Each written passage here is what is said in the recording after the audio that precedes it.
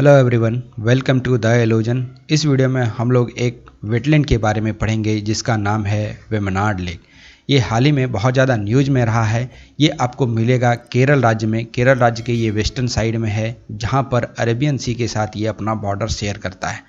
अब ये एक आर्द्र भूमि तो है ही, ये एक वेटलैंड तो है ही, लेकिन इसके साथ इसको रामसर साइट का भी दर्जा प्राप्त है।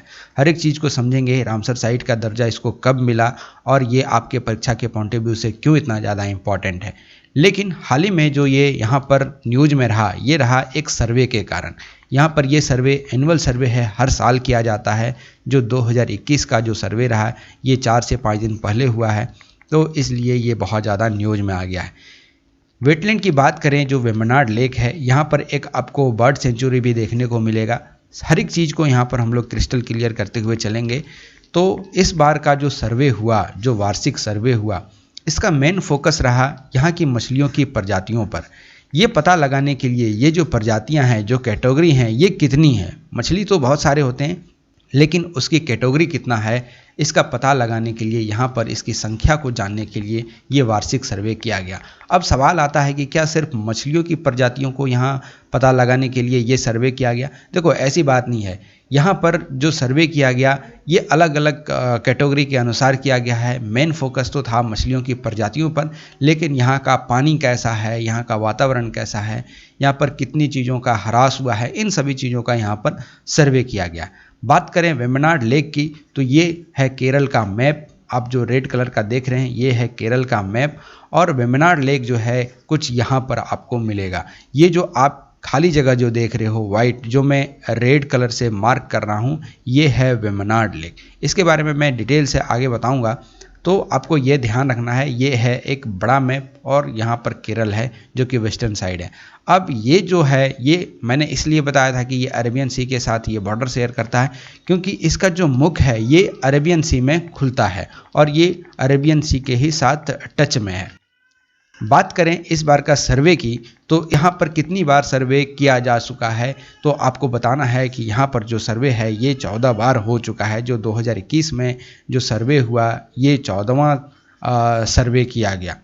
अब सबसे इम्पॉर्टेंट बात कि ये सर्वे जो होता है, ये करता कौन है, ये किसके द्वारा किया जाता है?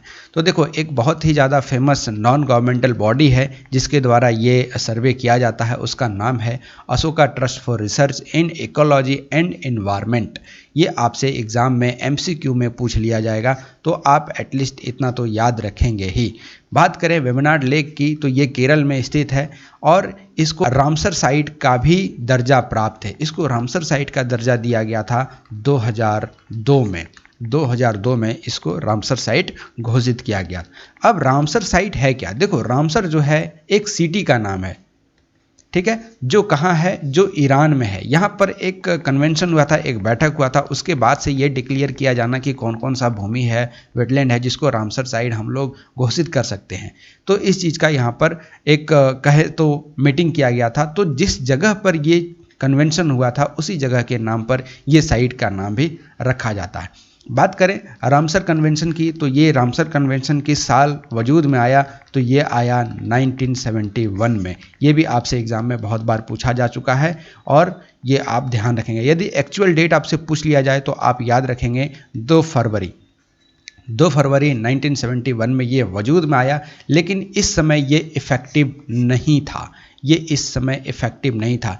ये टोटली इफ़ेक्ट में कब आया, मतलब ये काम करना कब से शुरू किया, तो ये किया 1975 से। ऑलमोस्ट 4 साल के बाद ये काम करना शुरू किया। और यदि इसका एक्चुअल में डेट पूछ लिया जाए तो आप याद रखेंगे 21 दिसंबर, ठीक है, 21 दिसंबर 1975 से ये इफ़ेक्टिव हुआ और इसका जो वजूद है ये 1971 में ही आ चुका था।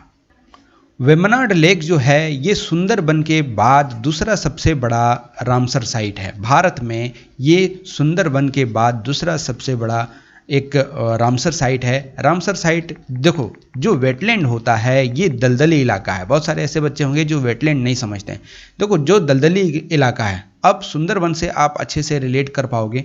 सुंदरबन बनता है गंगा नदी से। गंगा नदी का ये मुहाना है। यहाँ जब पानी आकर गंगा नदी रिलीज़ करती है तो बहुत सारे यहाँ से अवसाद लाते हैं और यहाँ पर ये बिछाते जाता है। तो कह सकते हैं कि ये एक जो एरिया है ये बहुत ज़्यादा दलदली हो जाता है, मतलब कीचड़ से भरा हुआ ये एरिया है। और कहीं कहीं ऐसा है कि घास ऊपर में हो जाता है, नीचे पानी रहता है, तो उसको भी हम कहेंगे दलदली इलाका। तो ऐसे जगह को कहा जाता है इंग्लिश में वेटलैंड। और ऐसी जगह को जो बहुत ज़्यादा इम्पॉर्टेंट हो जाता है उसको रामसर साइट का दर्जा दिया जाता है, क्योंकि यहाँ पर कार्बन सिंक बहुत ज़्यादा होता है। कार्बन सिंक करने का जो क्षमता है ये वेटलैंड में बहुत ज़्यादा होता है। वैसे ये वेम्बनाड लेक जो है ये किस डिस्ट्रिक्ट में आपको मिलेगा, तो ये मिलेगा कोट्टायम डिस्ट्रिक्ट में, केरल के कोट्टायम डिस्ट्रिक्ट में ये देखने को मिलेगा। पश्चिम बंगाल का जो सुंदरवन है ये तो भारत का सबसे बड़ा वेटलैंड है ही, लेकिन इसके बाद जो दूसरा वेटलैंड है ये है वेम्बनाड लेक। अब वेम्बनाड लेक के बारे में और कुछ मैं आपको बता दूं, ये भारत का सबसे लंबी झील में इसकी गिनती होती है। तो ये भी आपसे पूछ लिया जाएगा एमसीक्यू में। देखो एमसीक्यू जो होता है ये घुमा घुमा के क्वेश्चन आपसे पूछता है।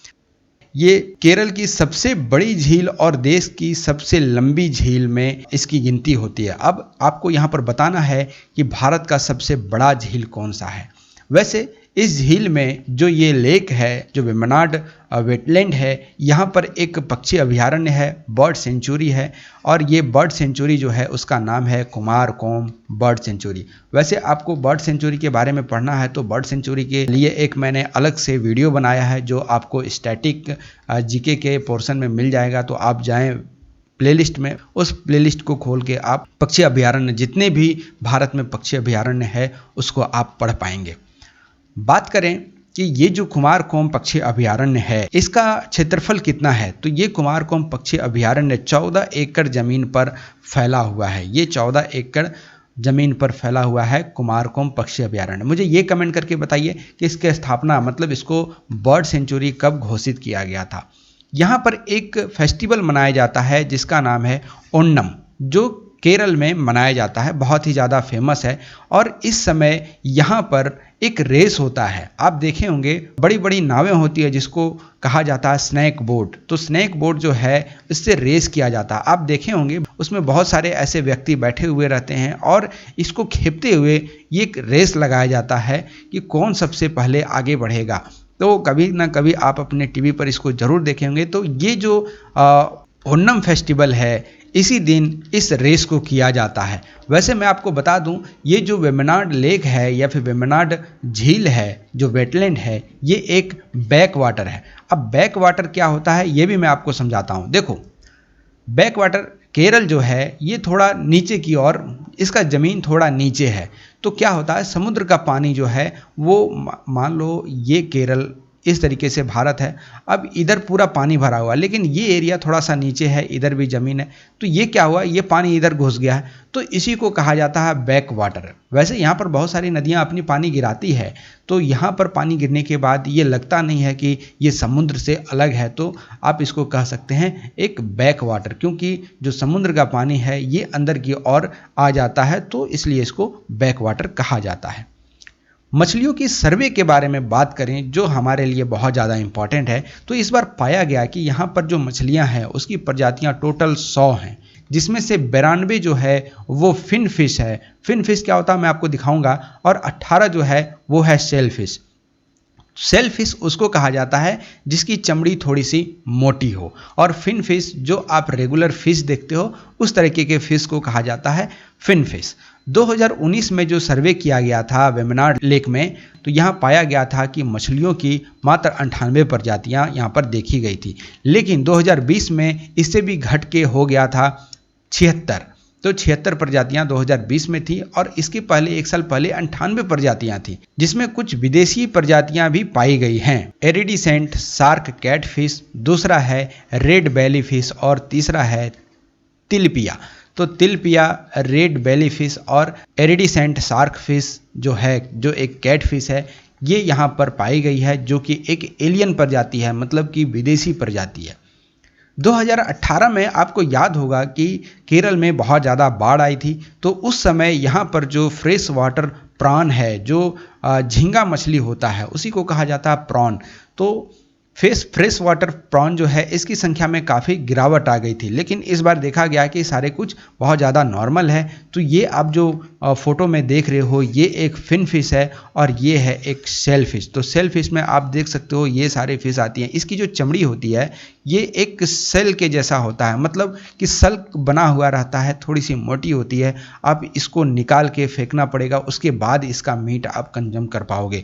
तो इस तरीके के मीट को कहा जाता है या फिर इस तरीके के जो फिश होते हैं उसको कहा जाता है शेल फिश और इसको कहा जाता है फिन फिश। पानी की यदि बात करें, इस झील की जो जल की गुणवत्ता है इसकी जांच की गई, जिसमें पाया गया कि इसका जो पीएच मान है ये 5.9 से लेकर 6.2 के बीच में है।